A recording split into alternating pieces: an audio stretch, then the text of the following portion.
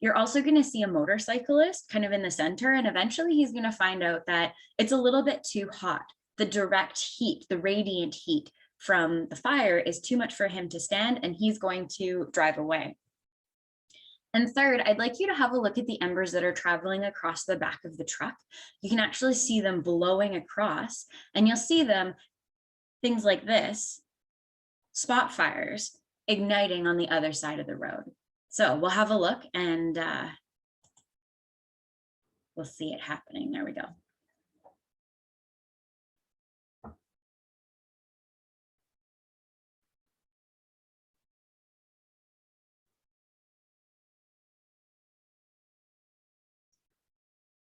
So you can see how the direct flame contact is catching those trees on the right hand or on the left hand side. And there's our motorcyclist. He's driving away because it's simply too hot to stand beside the fire.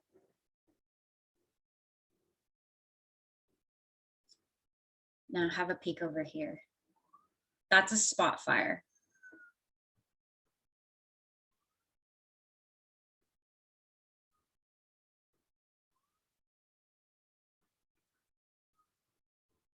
And you can see that spot fire, it's getting a little bigger, and you can start to see those embers traveling across the back of the truck.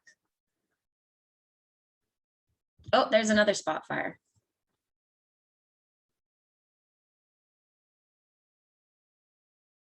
And so here's the point at which you start seeing the direct flame from one of those spot fires catching this house on fire.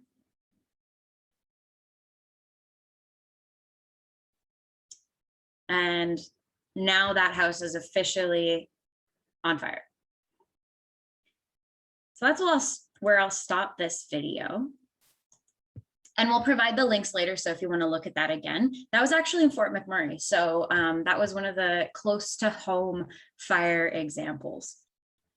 So now that you understand a little bit about how your home becomes at risk and how your home will actually catch fire, we want to look at how you're going to protect your home.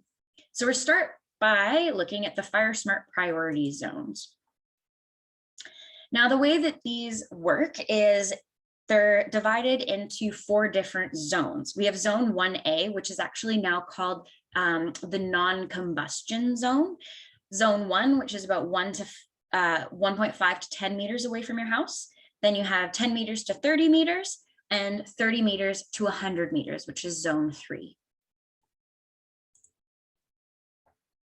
So we're going to start with the non-combustion zone. And this is probably the most important one to tackle. So you want to look at the care of your roof. Using untreated wooden shakes is kind of a dangerous choice. And while it is expensive to get your entire roof replaced, we recommend that if you are building a new home or you're looking at getting your roof redone, choose materials like asphalt, metal, ceramic, and even rubber to repair your roof. You also want to try to pick simple roofing designs when you're designing a new home, because the more complex a roof is, the more chances that there are for little pockets of embers to get caught in an eave or something when there is a wildfire event. And the more embers that get caught in a little spot, the more likely those embers are to start a fire and start a combustion with the fuel from your house.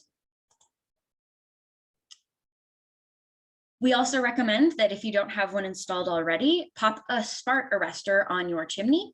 What this does is it helps prevent sparks from leaving your house. So if you have an old-fashioned wood stove, or if you have a regular wood fireplace, it's going to help prevent sparks from leaving your house. But what it'll also do is if you make sure that the mesh on that spark arrestor is less than 3 millimeters, the spaces in it, it'll also help prevent sparks from entering your home when you don't have a fire on and there's a wildfire event happening around you. It'll help prevent a chimney fire if sparks then eventually get into your chimney and then start that creosote buildup on fire. This one is one that I always remember my dad doing every springtime and every fall, removing leaves, pine straw, and debris from your gutters to prevent ignition from embers that might get caught in those places. Better yet, you can install covered gutters to prevent new material from collecting.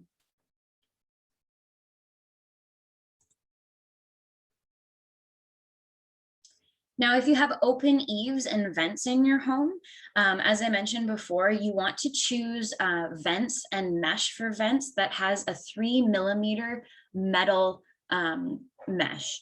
And what that does is that prevents embers from entering into those vents. And it's really important to have those vents, obviously, because you need to have exchange of moisture in your roof, and particularly in attics.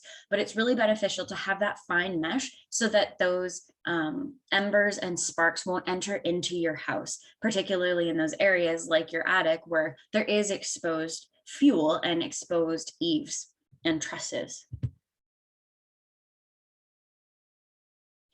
Now, this is another piece that we tend to focus on when people are building new homes or there's new developments occurring, but using stucco, cement, metal, or hardy plank siding is a good fire smart choice.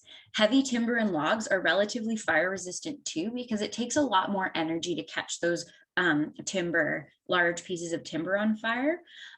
However, you want to avoid wood plank and vinyl siding. Now, wood plank kind of goes without saying because it is wood and it is highly flammable, but vinyl siding is actually a bit of a tough choice too, because in that direct flame contact or in those radiant heat situations, the vinyl will melt quite quickly off of the side of your house. What that does is it won't catch fire as easily, but what that does is it exposes the particle board and the actual structure, the wood structure of your home, which then can ignite, and that causes problems. So when you're choosing to redo the side of your house, definitely focus on those fire resistant varieties.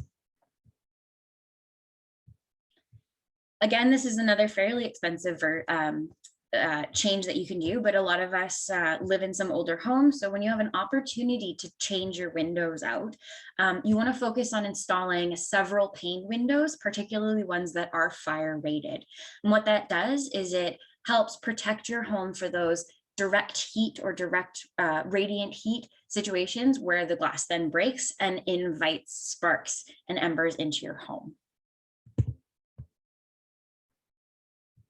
Similarly, you can purchase fire rated glass doors, front doors, and even garage doors.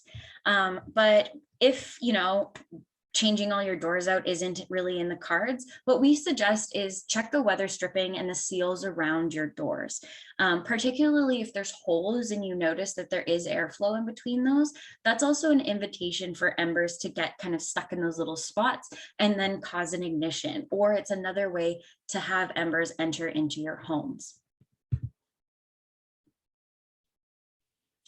Here's another one that we kind of like to not think about sometimes. Try not to treat your patio and your deck as a storage space underneath. Embers can collect under decks. And so you want to be ensured that those, if they're not completely enclosed, you want to make sure that there's no debris underneath them. And you don't necessarily want to store things that are fuel for fire underneath them. So definitely try to clean out the bottom of those decks so fuels don't get accumulated. This one's another one when you're thinking about developing your home and landscaping and putting walls between you and your neighbors. Fences can kind of act like a fuse between a fire and your home. So what you want to do is you want to move combustible fences at least 1.5 meters away from your house. Flammable fences can act like that fuse. Fire can travel along a wooden fence and eventually catch your house on fire. So 1.5 meters is probably is kind of the minimum that we suggest, but the farther away your flammable fence is from your house, the better.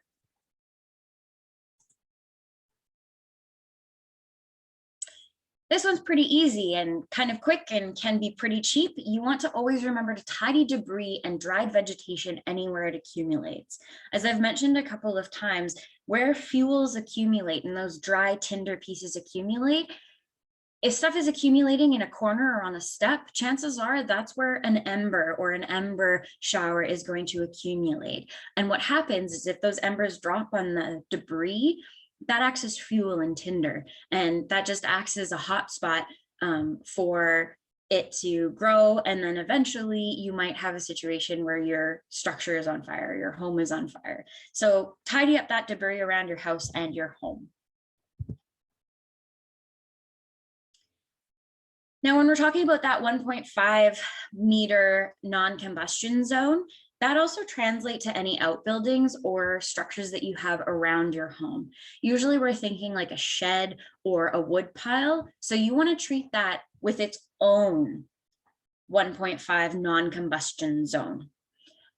So in this case, you have a structure and they said, okay, we're going to move that wood pile at least 10 meters away from the house. Keep it away from that non-combustion zone. So yeah, just keep in mind all of those things that we just talked about. You want to treat your sheds and outbuildings the same way. Now we're going to talk about that zone 1. So 1.5 meters to 10 meters. This is usually thinking about yards. So the first one is you want to make your garden fire resistant. One of the things that we were talking about before the presentation started is how soils and underground fires happen. So any type of organic material, right down to compost, can actually sustain a fire. So when you're thinking about resurfacing your lawn or redoing your garden, you want to choose mineral-rich soils as opposed to things like bark mulch or grasses that dry out over the season.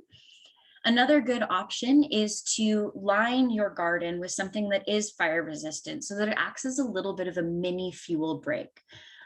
So like the garden on the right-hand side, it doesn't have bark mulch and it's got like a little nice rock border around the edges. You also want to focus on choosing fire-resistant plants. Fire-resistant plants are typically plants that lose their leaves every year, or they're moist, they're supple, they don't cause a lot of deadfall or debris. And you want to have plants that have watery like sap with little odor. These plants are typically, when we talk about them, they're deciduous plants. So they're those trees and plants that lose their leaves every year. Now, those leaves every year grow back. They're nice and moist, they're nice and juicy. And then finally they will fall and then they'll rot and then new juicy fire resistant leaves will grow, as opposed to non-fire resistant plants. So these plants are typically evergreen. And the reason why it's kind of counterintuitive is these evergreen trees, they don't ever lose their needles or their leaves. And so those leaves eventually dry out over the life of the plant. So in this case, we've got a number of plants that are typically not fire smart. So one of my favorites is actually Scotch broom, or least favorites. I like to pick on it a lot. It is an invasive species, but it's also a relatively flashy fuel. And it also creates a lot of debris as it dies. So every year it dies off, it gets that kind of crumbly, twiggy, tinder-like characteristic, and then a bunch of the material will die and collect underneath the plant, and then eventually it'll grow again, and so it accumulates fiber underneath, and that's a bit dangerous because typically the way it grows around the island is it grows in masses, and we aren't able to remove that dry tinder-like material. So we really encourage people to get rid of your Scotch broom. Also, you want to get rid of plants like blackberries. And again, they have these large canes and they have that dead material that kind of accumulates underneath. Another one that is good to stay away from is juniper, and it has the characteristics of cedar. It is actually in the family of cedar, and it has a chemical composition that causes it to be very flashy and very flammable. And finally, another one that you want to try to stay away from are those grasses that will dry out when they're not watered.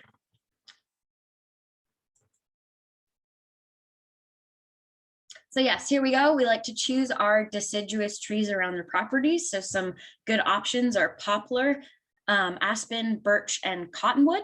And we also have maple, alder, ash, and cherry. But you want to stay away from those flammable coniferous fuels like spruce, fir, pine, and in particular cedar.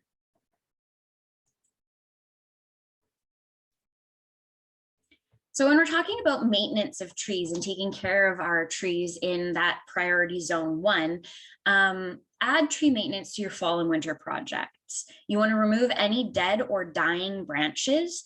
You want to remove those accumulated leaves from your property or any of the deadfall that occurs if you do have coniferous trees.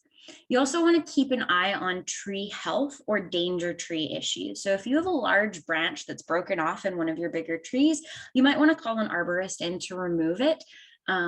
You also want to keep an eye on the tree's health. So typically in forestry and in arbory, we look at a tree and say that as long as 30% of its foliage is still alive, it's in relatively good health.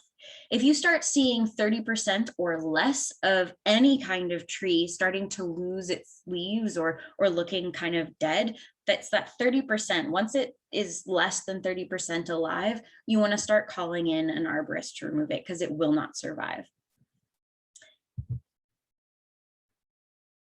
Here's another one. You want to keep your grass short and healthy. So now's about the time where everybody starts bringing their lawnmowers out of storage.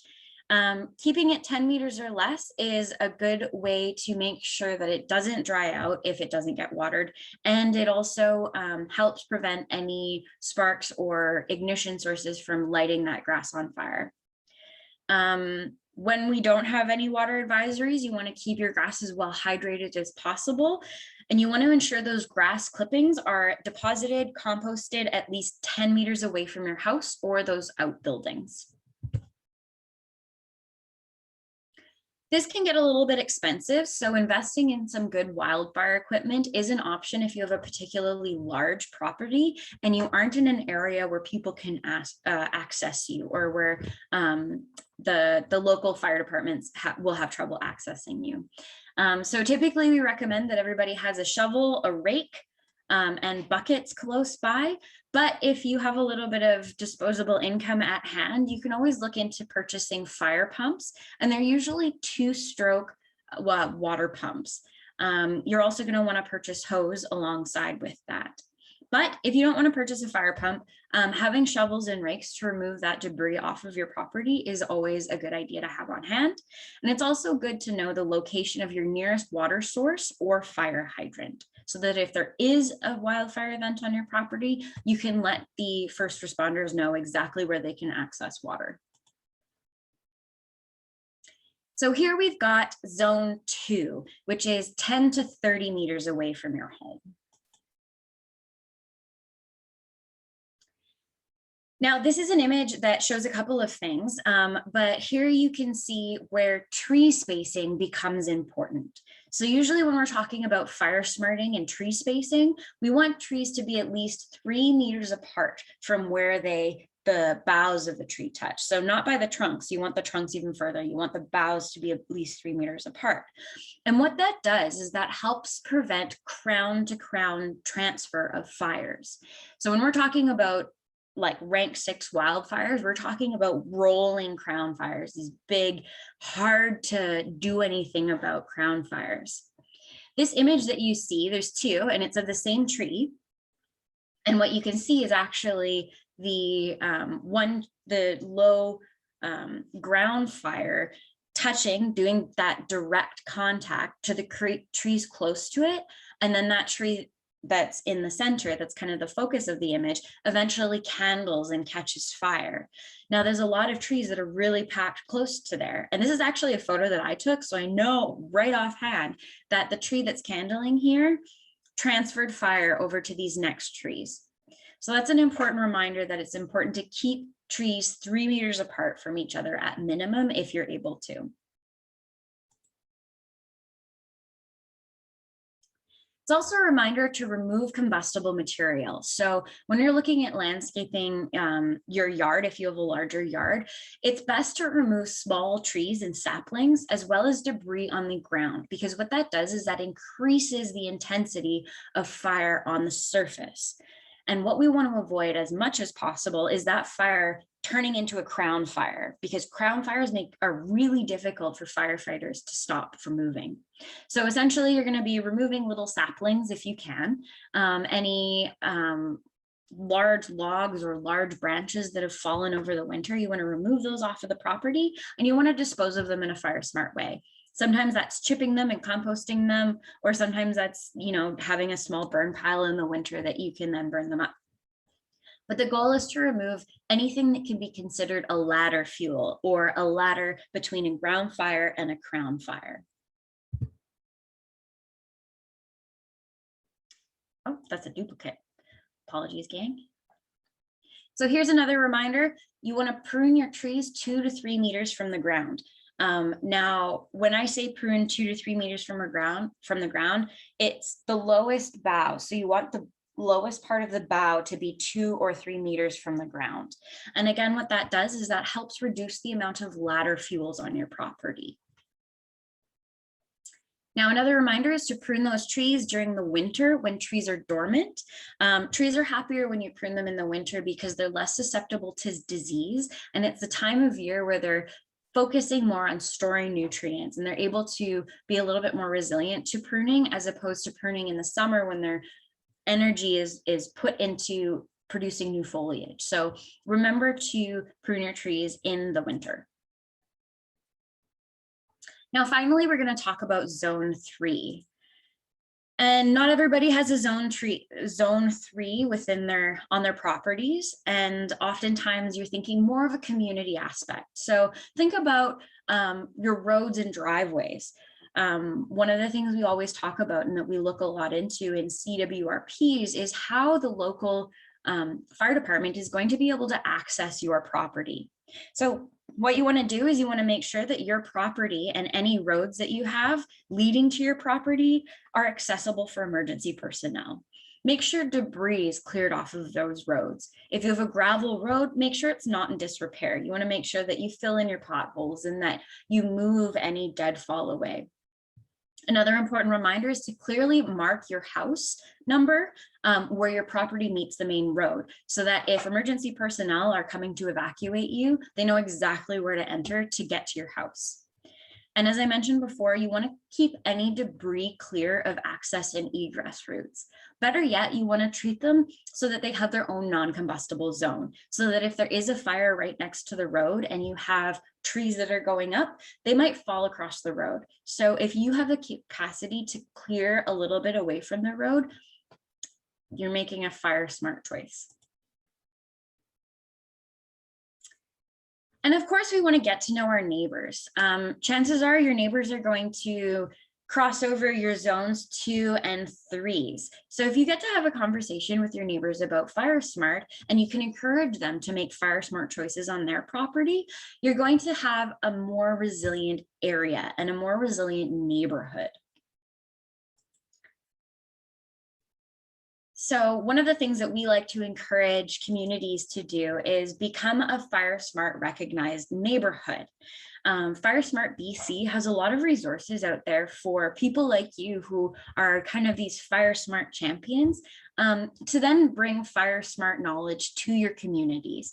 So we always like to suggest people host a barbecue, but we can't do that because of COVID. So maybe a virtual barbecue, followed by a public cleanup day where everybody goes to their respective properties and cleans up under their deck. They rake up their leaves, they prune their trees, etc. You also have a resource in me and other people with the regional district as Fire Smart representatives. We're local Fire Smart representatives, and we're able to provide you with more resources about how you can become Fire Smart on your property. We can also give you access to do a home assessment to tell you how Fire Smart your home is and to give you recommendations on how to become more Fire Smart. There is actually funding through Fire Smart Canada for neighborhoods that become recognized Fire Smart neighborhoods. So there's $500 per neighborhood that can go to hiring an arborist or funding food for a local event. And that's a way to get people encouraged to participate in a Fire Smart event. And if you need any more information, like I said, I'll share my details with you in a follow-up email to the presentation. And I have some handy dandy Fire Smart links here, but I can always provide them to you a little bit later on that follow-up email. So that's a general intro into the FireSmart world. And I just wanted to let you guys know that I'm always happy to answer questions by email if you have a bit more of a complex question or a question about your personal property. But that is my presentation. And if you have any more questions, you can lay them on me right now. And I'll just stop sharing here. Perfect. And Melissa has provided the FireSmart homeowners guide on the chat. And you can also look into the FireSmart and fire resiliency programs that we are working on at the RDN by our Get Involved page. Oh, and this is very important. Since you participated today, you can head to the Get Involved RDN Neighborhood Emergency Preparedness Program page, which is the link that Melissa just sent. And if you do one of our quizzes there, you'll be entered in to win one of our 3 prizes, of which Melissa will show you now.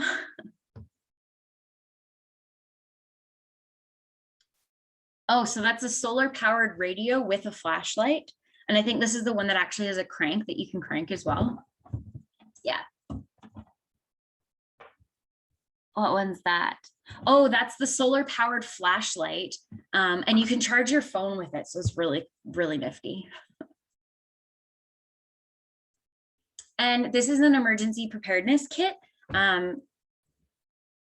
Yeah, it's an emergency grab and go kit, which we always like to suggest people keep in their cars. And there's always good stuff to add to those kits, but it's a great place to start for sure.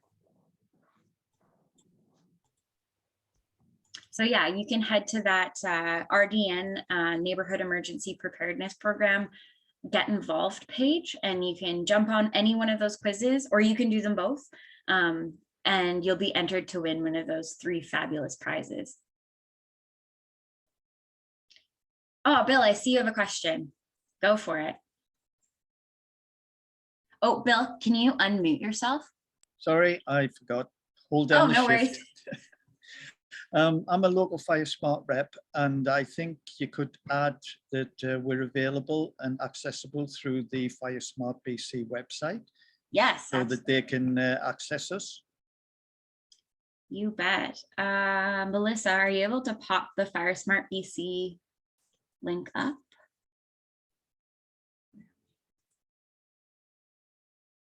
Yes, so there is actually a resource where if you're a little bit further out, you can go to the FireSmart BC page and you can find a local FireSmart representative. You can actually look at your map and click on different spots, and it will give you a number of names for people to give you resources.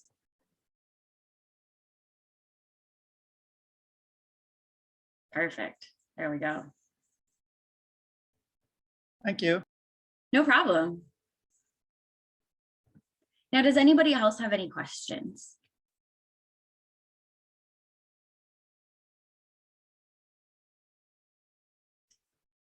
I don't think so.